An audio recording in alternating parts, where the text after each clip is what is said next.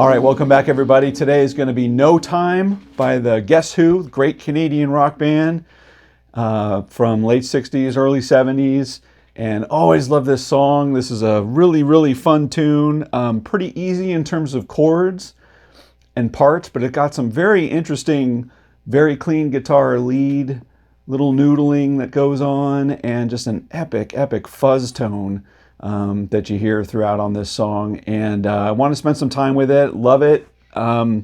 Always sounds great live when you can pull this off. So I'm going to show you all the little parts where you can just nail this live. And if this is the kind of thing you like and you haven't done so already, jump down, click subscribe, and ring the bell. The bell will let you know when I'm dropping new content like this, which I do every single week. All my videos have chapters in them, so you can jump right to the part of the lesson that you want to see and bypass what you don't.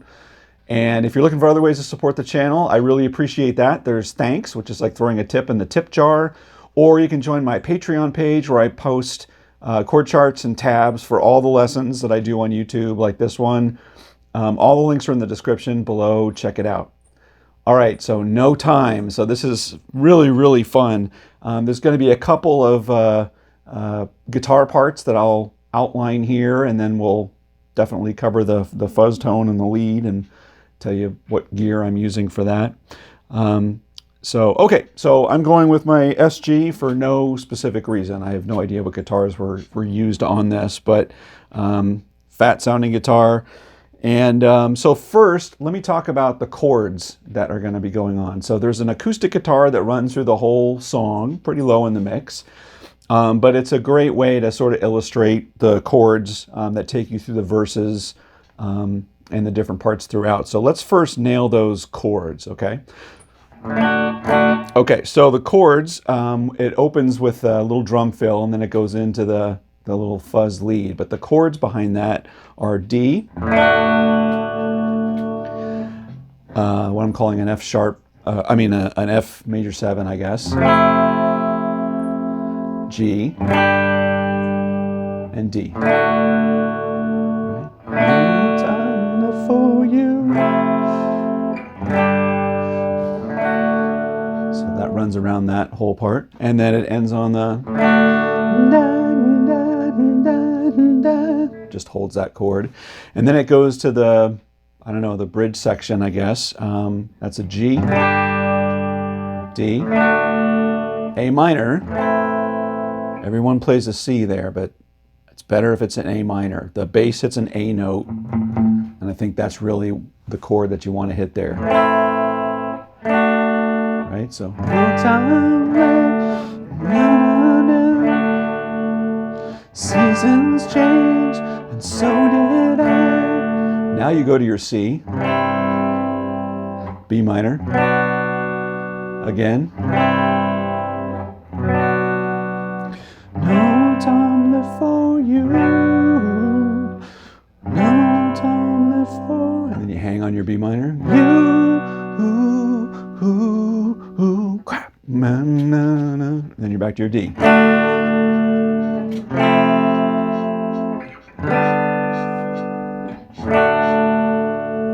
When I look at them playing it live, Randy Bachman, who was the original guitar player, he's playing it that way, and he does this version of a G.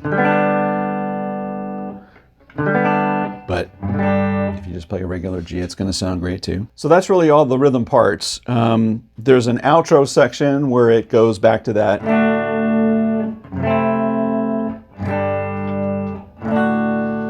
And then it sort of varies where it goes to a C, G.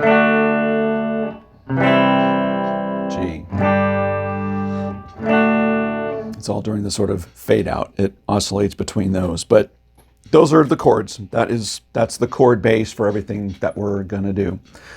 Now, like I said, there's a acoustic guitar that's doing all of that.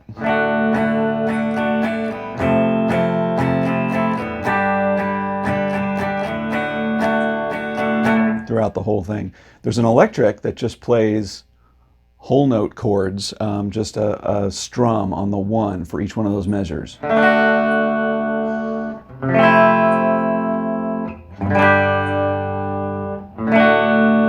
Throughout that whole thing. So that's running. That's kind of the guitar bed for everything. When you go to the bridge, the G section, there's a really clever clean guitar lead that happens over that. And it's up here. So remember, your chords are G, D, A minor, in my opinion, D, right? That's A minor in my opinion. So it's going to come in like this. Your little lead line is going to be built off of your G chord here at the 10th fret. So here's how you hit that G. Then you're going to slide up into your D, which is your next chord. That's right. And catch that. So again, that's your D major triad right there. Same thing down here at the C position, or the A. It's actually an A minor or a C, but it's a, if you think about that as your A minor, you're going to hammer on again,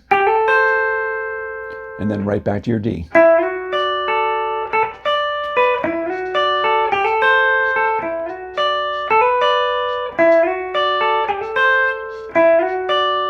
Right? G, D, A minor, D, here's a G, here's a D, here's an A minor, and here's a D, right? You're just playing the parts of that.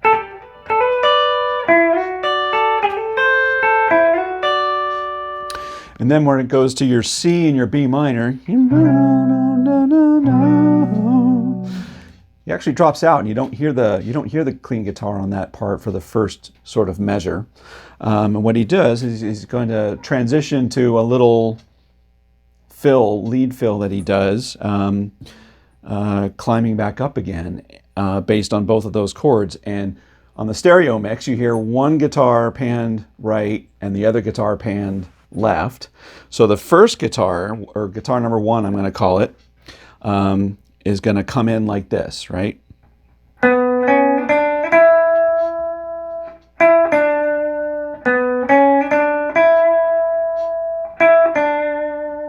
Right, so the chords, remember, are your C, and you're moving from your B minor. If you want to think of it that way. That was all B minor. And you're back to your C. And now you're back to your B minor.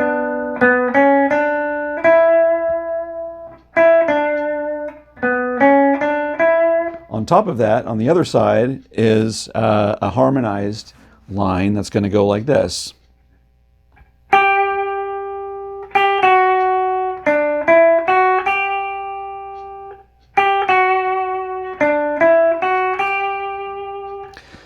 So, like I said, that's happening left or right, but you can easily play that as a 2-string combo on a single guitar, and you can do that like this.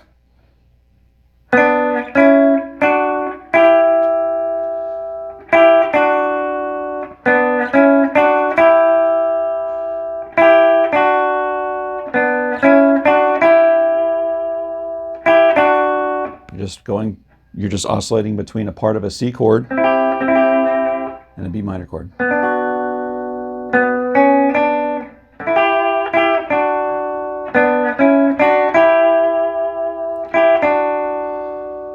Anyway, you could play that. You could play both those lines together, but that's how they do it on the record. They have them as separate tracks, and they pan them left and right.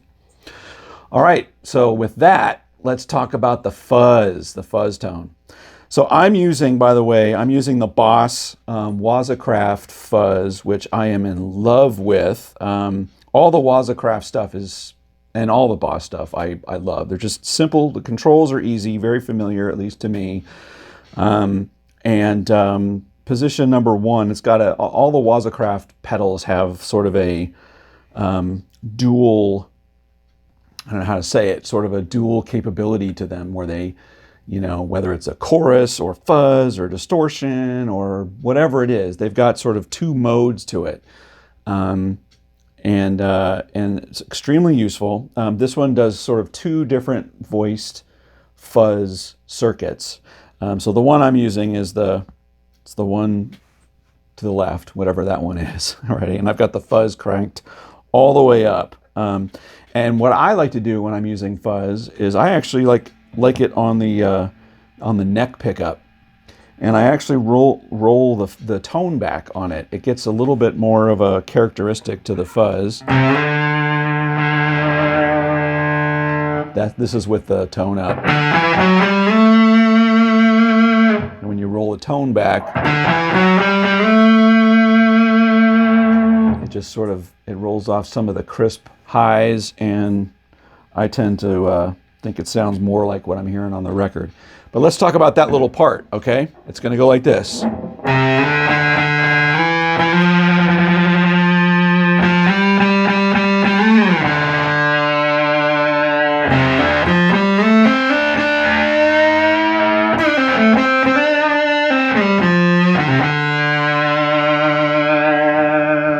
And it goes right to that clean part. Love that. Love that. Just the juxtaposition between the super fuzz and the super clean. But okay, let's look at that part again. I'm gonna roll my volume back just a little. No, I won't. All right, so you'll see on the screen where I'm going with this. It's all based on a, I guess it's sort of a D minor-ish pentatonic.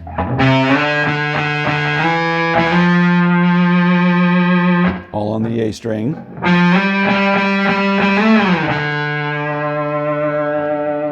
And then here's where we're going to sort of climb the scale.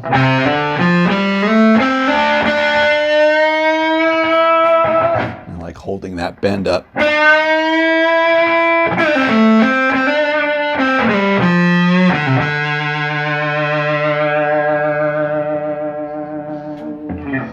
But that's it. Isn't that an awesome, awesome part, right?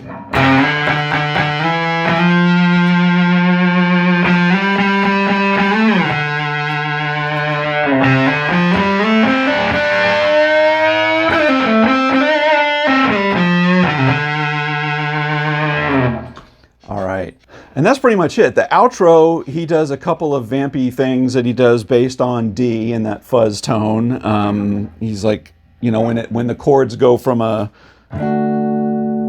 D to a C to a G to a D, no, you know, when the vocals are doing that, he does one of these.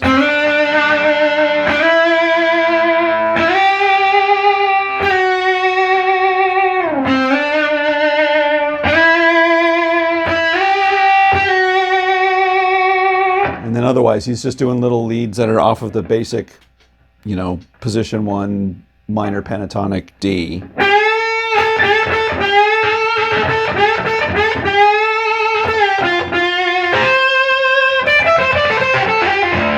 All right, I just made that up. But that's where he's playing all those little parts. So there are the components, everything you need to know and play No Time by the Guess Who. I hope you learned something new today.